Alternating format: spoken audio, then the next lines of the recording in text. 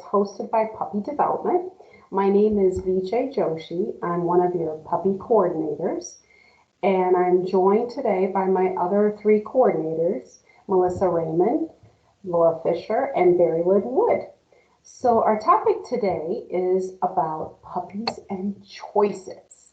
So I'd like to share my slide and screen, but before I do, I'm going to do what I usually do and take myself off camera, because I do have a video and I have a bunch of slides, not a bunch of slides, I'm going to take that back. I don't want to scare you guys before we even start.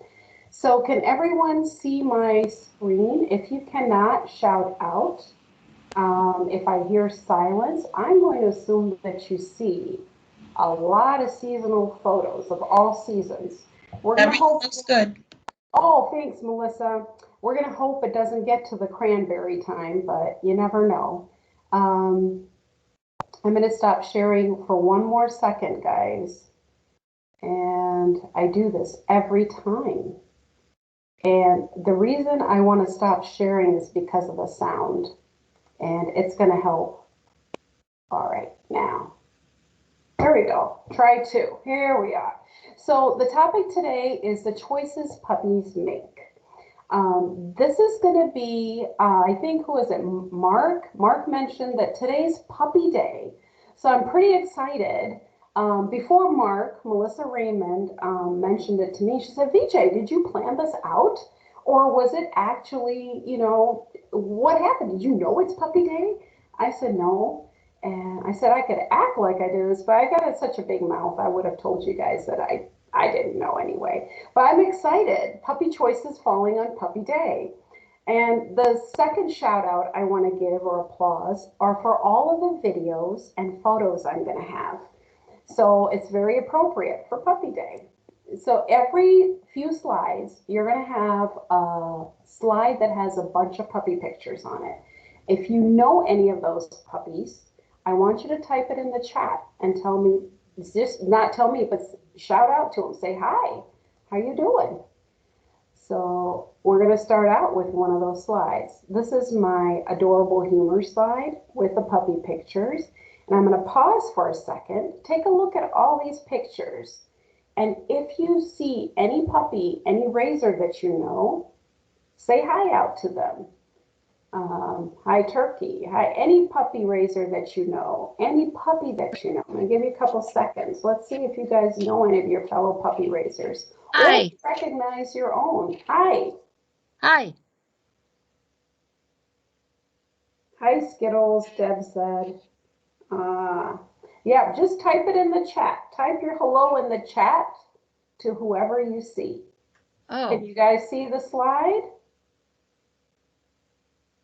Yeah, I see it, but I don't know where I put. I don't know where I put. Oh, that's okay. He's looking out a window at all the turkeys and birds and squirrels. All right. Well, I'm glad you found somebody. But if you don't have the chat feature, you can just, you know, just acknowledge it privately. Let's keep our microphones muted for right now. Okay. But thank you. Thank you for telling me. I love these pictures. They made me smile. They made me just feel so wonderful seeing all of these. And this is one of many slides. So throughout this presentation, every time you see the slide, it's a pause break for you because there is information provided and we need a break. So this is going to be our break for this presentation. All right, let's get started. So I said puppies and their choices. What is so important about choices? What is so critical about it? I hope after this presentation, you'll get a different viewpoint on what choice is involving your puppy and how you can incorporate and set your puppy up for success in making choices.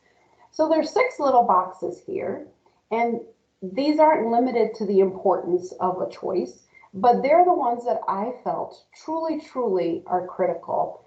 And that's what a choice is, the opinion of your puppy, and it matters. So that's the first thing about a choice. Now, you might be thinking, well, Vijay, exactly what do you mean by opinion? Think about when your puppy's tired, when your puppy's scared, when your puppy's excited. These are opinions or states of minds, but I'm going to call them an opinion because if my puppy could talk, they might say, I'm tired, I'm happy. The next piece is when puppies are given a choice in their lives. Licorice, leave it. Hey, Deb, could you put your microphone on mute for me? Thank you so much. All right, so the second item that is really important for a choice, or gives choice importance rather, is enthusiasm, free will, and fast learning. When our puppies are given choices, they get excited and happy to get involved. They want to learn. And I can give you an example. When I was going through my bachelor's degree, I did trigonometry only because I had to. There wasn't a choice for me. I had to do it to get to the next level. It was a requirement. But when I chose microbiology, I chose that. I was excited about that. I learned so much faster in that course. Trigonometry, I barely made it through. But that was just so invigorating to have something that I chose. When choice is involved, you'll see free will, fast learning, and enthusiasm. Now, the flip side of an opinion of your puppy is the handler or the raiser, which is you. And I want you to be very careful and pause for a second. And handler is not always right. And by this, I mean that just because we have control over a situation doesn't make us necessarily right. Sometimes we might be too preoccupied to realize that our puppy is afraid of that fire hydrant. Or we might be just really ready to go out and our puppy might have to park. So as much as the puppy's opinion matters or the puppy's state of mind matters, it also matters that we pause and realize that we may not always be right. We may have to readjust. So now down on the bottom, there's one word that stands alone, and that is punishment. And I want to be very clear. Punishment, whether it's considered right or wrong, is a personal opinion. I am going to describe punishment, and that's how it is used in your puppy raiser manual, how it's described. We don't use it because it's counterproductive, because it leads to problematic behaviors. And lastly, because it diminishes confidence. So I don't want to get into the right or wrong of punishment, but when punishment is involved, it kind of takes away choices. Not kind of, it does. And it also does all those other things that diminish the confidence of a learner. And here that learner is our puppy. We go into intelligent disobedience in our next box. Intelligent disobedience is a guide dog's key in their job. It's something that, it's very difficult for our dogs to understand when they come back. And confidence is what's going to get them to understand this intelligent disobedience. And for those of you that are newer raisers or who have never even heard this term, let me give you an example of a guide dog working. So a guide dog and their person are walking down the sidewalk and they come to a crosswalk and the client, the blind person, tells them forward. And their dog just plants himself and refuses because the dog notices that there's a car that's silently getting out of the parking spot. So they intelligently disobey. And the handler is saying forward, forward. But the dog is planted and saying, this is where I say no. So that intelligent disobedience comes from confidence and comes from building blocks of choices given again and again where the dog is allowed to gain confidence. And this is a critical key component in our guide work. No other service organization asks their dogs or their service animals to repeat this again and again and again. And it's really difficult.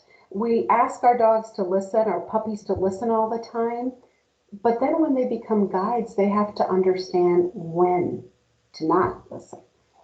And last but most important, choices, they build confidence. By helping our puppies gain confidence, they'll be better prepared for their future guide dog career. All right, so before learning about how to set our puppies up to make good choices, choose the perfect behaviors, or not even perfect, the appropriate behaviors, here are some things that we as raisers, and when I say a handler, I'm referring to the person holding the leash, we need to be very aware of. A lot of these have been addressed in previous sessions, but these are very critical when the dog makes a choice. Body language. If your puppy is cowering away, if your puppy is pulling back, it might not be the time for your puppy to choose to go on loose leash. If your puppy is tired and just laying down and panting because you had a nice long walk in the heat, it's not the time for your puppy to choose to get up and maybe do some platform work. So these are some things that you have to remember. Another piece is the developmental stage. We have to be respectful of what our puppy's needs are, what their feelings are. And a developmental stage comes into play right there. The next is we have to remember as we're raising these puppies, sometimes they just can't make a choice. They're not adult dogs. They don't know how to sit in all situations, in all environments, maybe not every time we ask them to. So we might not be able to offer a choice for that. Have realistic expectations. Recognize that in some situations, it's not appropriate for your puppy to go on a loose leash. There's 50 smells around. The next thing is fear periods. The fear periods occur a couple of times throughout the developmental stages of your dog, and there was a wonderful presentation on the developmental stages and fear periods. And the first one happens, guess what? Pretty close to when you pick them up, 8 to 12 weeks. And the next one is around 6 to 14 months. Now I get asked a lot, well, VJ, my puppy is like already, 16 weeks and they're over the fear period. Well, you might have one of those late bloomers, and I've got one of those. Future Leader Dog Azir is a very late bloomer. He is late in everything. So you have to be cognizant about the uniqueness, which is down underneath the time is your friend. So every puppy is unique, whether it's their developmental stage, whether it's their personality. And last but not least is time is your friend. They're going to mature. You just got to take a deep breath. And as they mature, we're hoping with the foundation we've laid that they make the right choices. So a lot of information. It's time for a break on adorable humor. If you notice any of these puppies and you want to share, type it in the chat. And if not, just enjoy these pictures. I can tell you, as I was looking through them, I just couldn't stop smiling. This was one of the best parts of this presentation for me. And I'm going to give you a few seconds. And Deb says, sorry about the mic. Oh, no worries, Deb. No sorries needed. I love to hear your voice. No worries needed at all. So if you guys have had a moment to admire these wonderful pups, we're going to move on. So this is what I call the meat. Who is this? Sue says, I don't know who it is, but I love the little bookworm, the bookshelf. Window top left. Let me go back. I know, right? I love this one with the little two, almost like a little L, Wyndham top. Yeah. I've got one here with the eyes. Yeah, I could look at these pictures all day. They're just, each and every one of them are adorable. And if your picture or your video is not displayed, it's not because of anything other than it just didn't fit the format. So I want to thank you ahead of time if you don't see your pictures and video. So now getting to the meat and the juicy choices here. So when we have choices that are made, it's really cool that you can influence the choices your puppy makes. Behaviors also are very interrelated with choices, and successful behaviors repeat themselves. So guess what? If a behavior gives something to your puppy and is a great reward for your puppy, they're going to repeat that behavior. They're going to choose to repeat that behavior, which I think is pretty cool. So in other words, if you put thought, planning, and your reinforcements into it, your treats, your rewards, you can set up your puppy to make great choices. So I went back and forth thinking about, should I include these ABCs or were they going to be confused with 1, 2, 3s and PDQs? And I thought, no, I'm going to include this because it's pretty straightforward. And the ABCs I'm talking about are the antecedent, the behavior, and the consequence. This is well known in behavioral literature, animal behavioral science. And when I got my dog training professional certification, I was like, man, I knew this was happening. I just didn't know what it was called. I didn't know what it was called. So the A is pretty much, in simple terms, what happens before a behavior happens. The B is that behavior. So because of A, that behavior, which involves choice, as I mentioned, happens. And guess what? The C is because of the behavior. So it's really important to remember that it's not that difficult. And I'm going to give you a couple of examples. One is for myself. I work. But let's rewind it. I have bills. So that's my A, bills. So I choose my behavior to work, right? That's my B. And my C is the consequence is I get a paycheck. So my A is my bills. My B is my work. And my C is my paycheck. But let's put it into puppy terms because I always think dog and puppies make me understand a lot better. Maybe some of you do too. So here's an example with a puppy that involves the A, the antecedent, coming before the behavior that sets up for the behavior, which involves a choice, that wraps up with a consequence, which is because of the behavior. So let's set it up for puppy. I have my daughter setting the table. That's the A. The B is the puppy runs to mat because they chose that, hey, the A is happening. I'm going to choose. That's my behavior to go to the mat. And guess what that consequence is? A frozen Kong. Because my puppies love frozen Kongs. Now, are there a lot of things in between this behavior? Yeah, because I worked up to it. But in those pieces, there's always something that comes before that the puppy thinks if I do this or if I do that, they're choosing that behavior. And then whatever the consequence is. Now, let's take my puppy and my daughter setting up the table. If my daughter chooses to, instead of not giving the frozen Kong at the mat, but pets the puppy and praises the puppy, what would the behavior be? Would it be going to the mat? Might it be something else? I think it would be something else.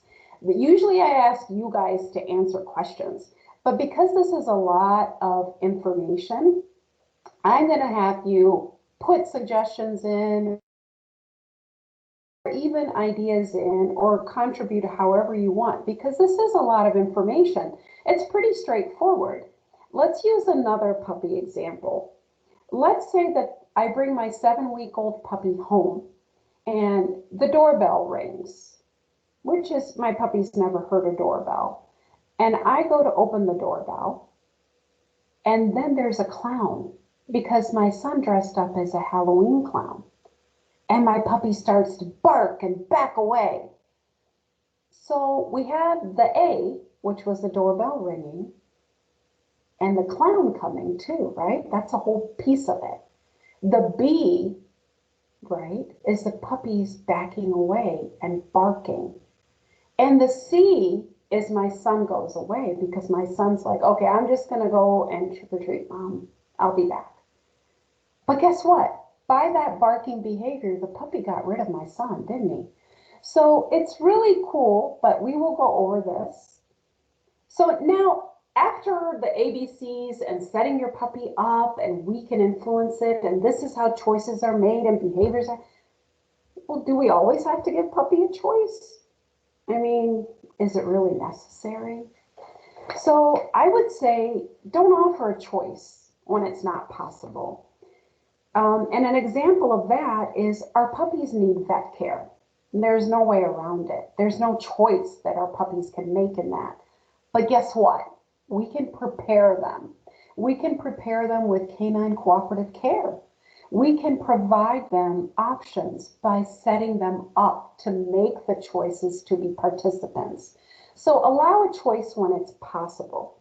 And when you're allowing for choices, make sure to use rewards when they choose what you're striving towards, and use that reward that's unique for your puppy.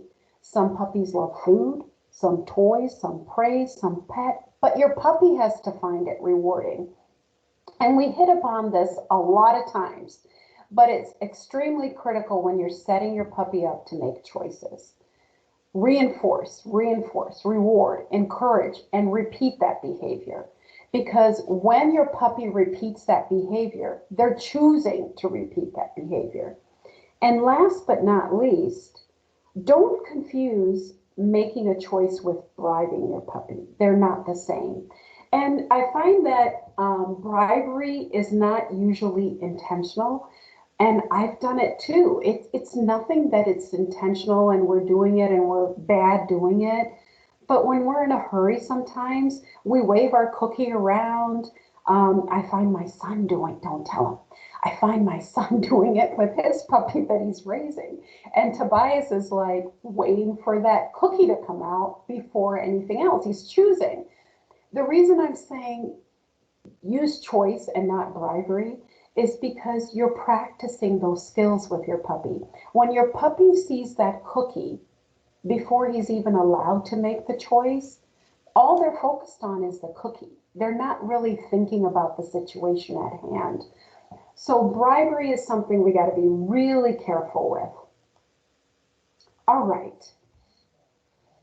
So setting up to make great choices. They don't just happen. We hit upon this in the previous slides, but the two key things I'd like you to remember that do contribute to choices happening successfully and behaviors repeating themselves from those choices is structure, and the second is routine.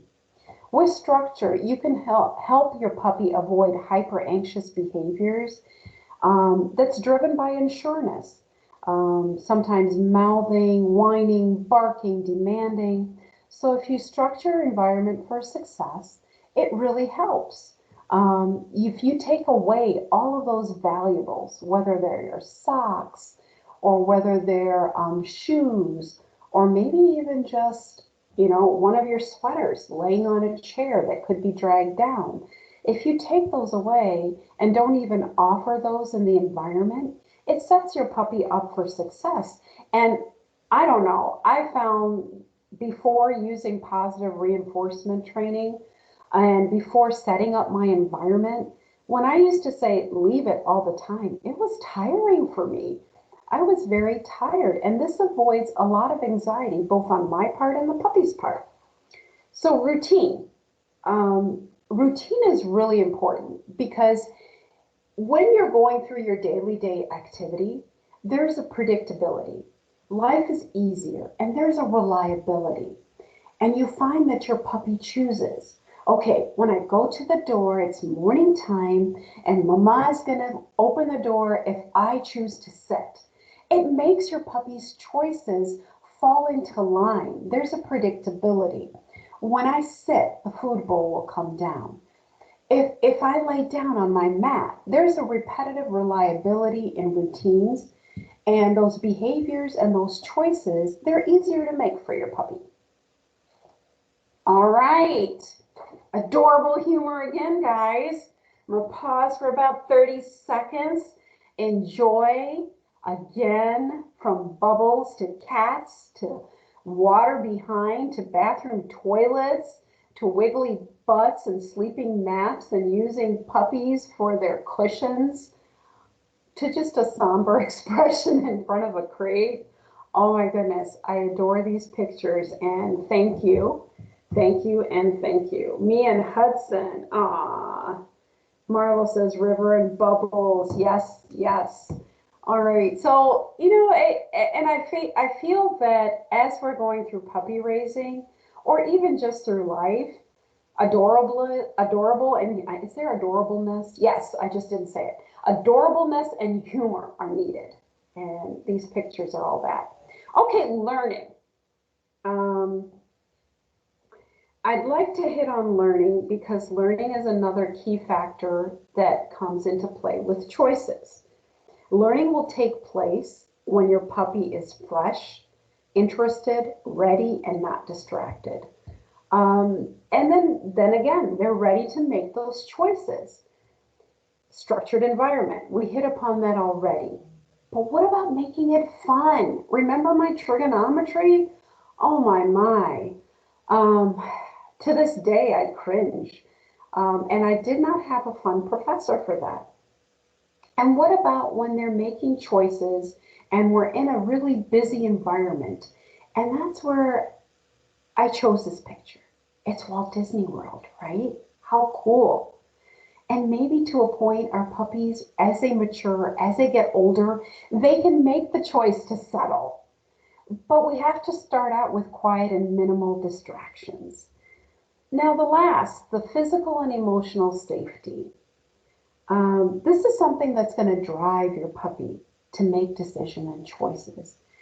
If they're not feeling well, if they don't feel safe in an environment, emotionally or physically, they feel threatened, they're not going to be able to make the choices we might expect them to. What is the condition of the puppy? And I repeated it before in the previous slides. Are they tired? Are they hungry? Are they afraid? And I think Mary Haddis, you have a question. I'm going to come back to that, Mary, okay? I promise, because we're almost done. Do you see what I mean? Those puppy pictures were very needed. All right, so let me give you some examples of choices, because when I first read in our puppy raiser manual, and when I first was a puppy raiser, and I was told by many of the staff that, VJ, you're doing really great, but pause and let the puppy choose and then reward. And it's going to be so much more powerful. And the first thing that hit me like a brick wall was all the time, because I don't know if my puppy can make choices that are going to be good. So when can you offer choices and some examples? So the first one, do you want to train now? And I can hear a lot of your brains already talking, saying, well, how do I ask my puppy that? Is your puppy ready to train now? And your puppy can show it through their body language. They can show it by their behaviors. Are they kind of backing away? Are their hackles raised? Are they just so tired? Are they not feeling good? So do you want to train now? If it looks through body language and behavior, no. Are they super focused on something in the environment? Then there's your answer, no. But if they see you put that treat pouch on and they're like, oh my goodness, it's time to train, there's your answer. Here's another choice you can let your puppy make. Do you want to go for a walk? I've had a moment with one of my puppies when he had parvo and he came back and he was exhausted. And I said, okay, well, maybe after, a couple days. It was the second day and I was really excited about taking him for a walk. And I got the leash and I'm like, come on, buddy, you want to go for a walk, Bubbles? Let's go for a walk. And he kind of looked at me and he just didn't want to get up. So do you want to go for a walk? Which direction do you want to go? And here's the thing. Does it matter which direction? What's going on? Can you offer that choice? And if you can, why not? Why not go right, go left, go on the sidewalk, why not? Give your puppy that choice. And by choice, I mean go the direction that they're leading to. Of course, not pulling you, but, and here's another one, and I put it in red because I strongly, strongly feel that our puppies don't need to meet everybody. They do not need to meet every person or every dog. So when they're giving you these signals, and they don't necessarily have to back away, they could have something in the tightening of their facial expression. They could have whale eyes. They could have, like, I know Azir's upper lip quivers or puffs out.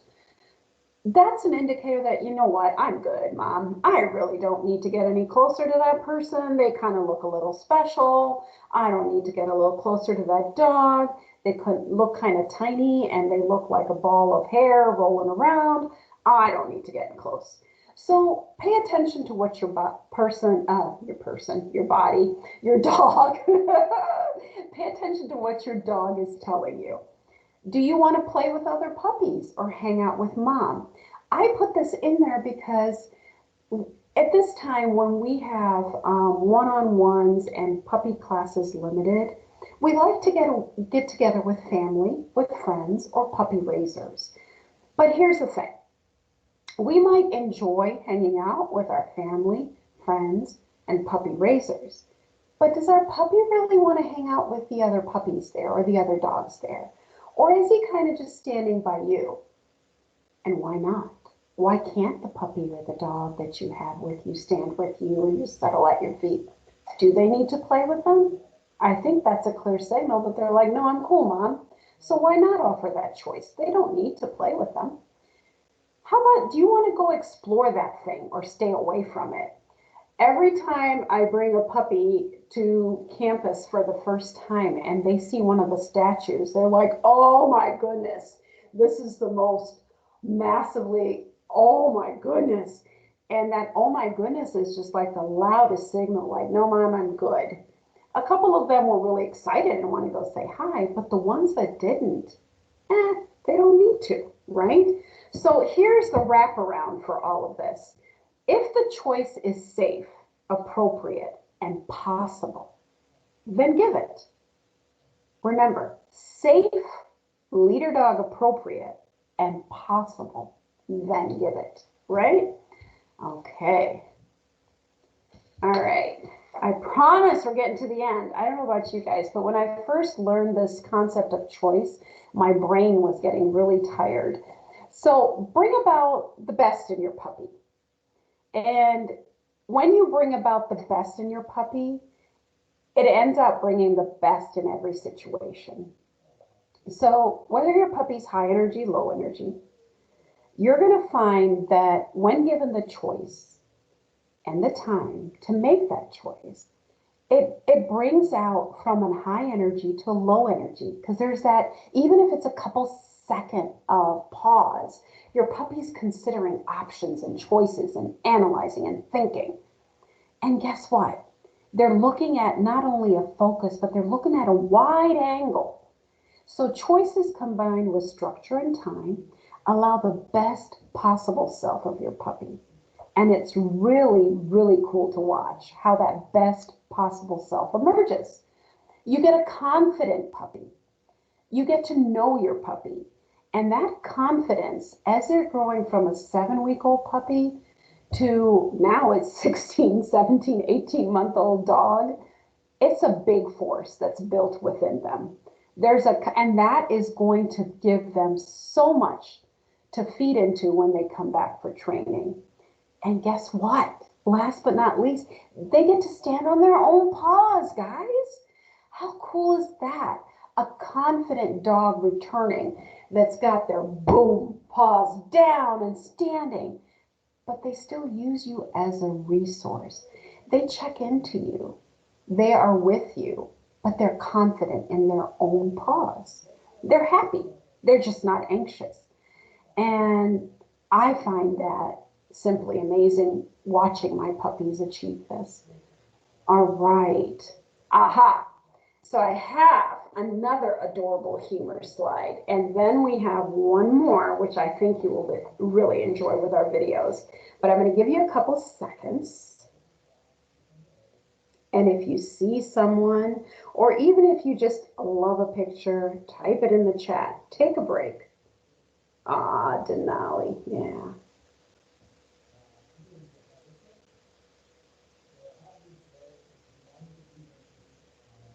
Okay. All right, so our last but not least slide is our video. So let me make sure the volume is on high. And if you cannot see this, I will put this on our Facebook Puppy and Breeding Host Facebook page either tonight or by tomorrow morning. But I'm hoping that you guys will be able to enjoy it. Here we go.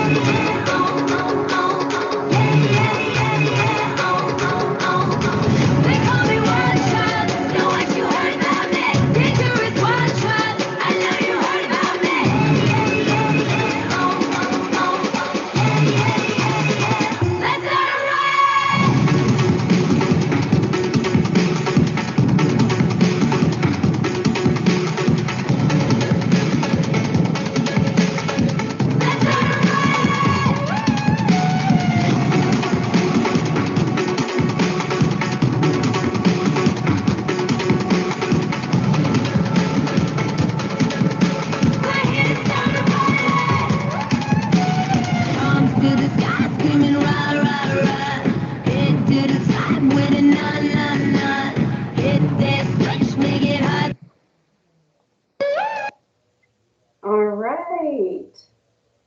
Well, now I'm going to come back. Thank you, everybody. This is from our whole puppy development team. Thank you, thank you, thank you for all that you do. And I'm going to stop sharing and come back to you, hopefully. All right, let me come back on camera. All right, so I see, I'm going to go jump right into the questions. And I see Mary has one. Mary says, curious about the structure idea. When do they learn to leave those items alone? Or are you saying if they never have the chance to pick up the slipper, they don't do it when they have given the chance? Okay, so hopefully, Mary, I'm going to answer this, but if you still have something to it, please unmute and let me know. So there's two parts when I talk about structure. One is the environment, and you're correct. You pick it up and they don't have a chance to do it. So you're already planning ahead of time. But structure for success, it's also planning your outings. So for example, if I have a family picnic and I know it's going to last from 10 a.m. to 3 p.m., if I'm going to take my puppy, I'm going to structure that. I'm going to take a crate. I'm going to take cleaning supplies. I'm going to take toys. I'm going to take a lot of items with me. I'm going to make sure that I plan. And if not, I'm going to leave my puppy at home. So structure involves planning the environment and, yeah, taking things away that are not really needed for your puppy, right? So why have the slipper there? And have I ever forgotten something on the ground, on the table? Yeah, but that's when we try to play the exchange game. And that's in your manual. You have another chewy toy or something that your puppy might like and might want in exchange for that. Okay, so that was a great question, Mary. Any other questions? I think she was asking how do they learn that the slipper is off limits if they never see the slipper? Mary's question. She says, I think her question is more like, well, do you mean if you never give them a chance to get the slipper, will they learn that it's an off-limit item? I see what this isn't Mary This- though, right? No, this is Joanne. Hi, Joanne. Yeah, so here's the thing. Eventually they're gonna have to see that item, right? Mm-hmm. But think about management. If you're already structuring the environment that these items aren't available until you can train with them, until you can teach your puppy that, hey, slipper and play the leave it game, or maybe even you're going to have a slipper or something lie around. So you can't have a perfect environment all the time, but you can start it out by making it a learning place where your puppy can grow and where you're not constantly saying, leave it, leave it, leave it. Okay. Because your puppy at first is not going to know leave it, correct? Right. They're going to know what no is. All they're going to hear is, ba-brum, ba-brum, ba-brum, ba-brum. Mhm. And when you can teach your puppy to not pick up items, but when you first start out, is that something that you can do along with all the other things? So structure is a way to manage and set your puppy up. Okay, thank you. Oh, yeah. And Barry-Lynn, thank you for that. She said if you're unable to put a question in the chat, please use the raise your hand option. Thanks, Barry-Lynn. I forgot about that. Any other questions, comments, concerns? I think that this was not too long of a session because I'm known for doing very long sessions sometimes. And the goal was to make it more fun for you and also give you something to think about because choices are critical in learning how to make the right one and having the opportunity to make it. And if our guide dogs are one thing is they're very confident dogs and you are the critical piece to start them off that way. No other questions? Thank you guys. Otherwise we are done. We are capiche. It's a small little choice, but you guys made it to come, so thank you. Thank you, VJ. Oh, thank you. You guys have a wonderful one.